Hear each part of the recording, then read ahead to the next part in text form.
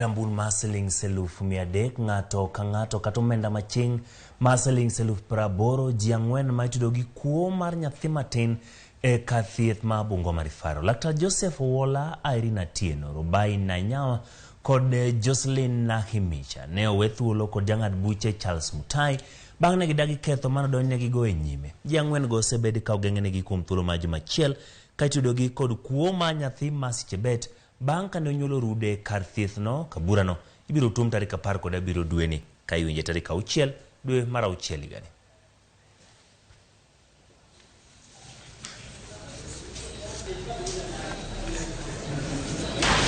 So the accused persons were charged with offences,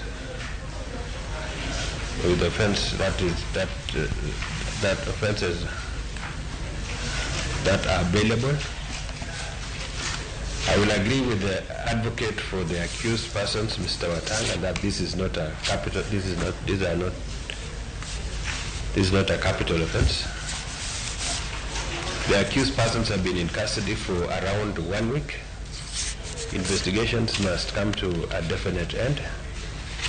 So far, there is nothing to presented to this court which will suggest that the accused persons are a flight risk.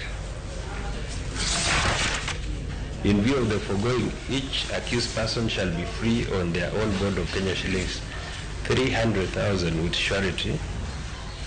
In the alternative, they shall be free on a cash bail of Kenya shillings 80,000 each. Hearing on the 6th of June.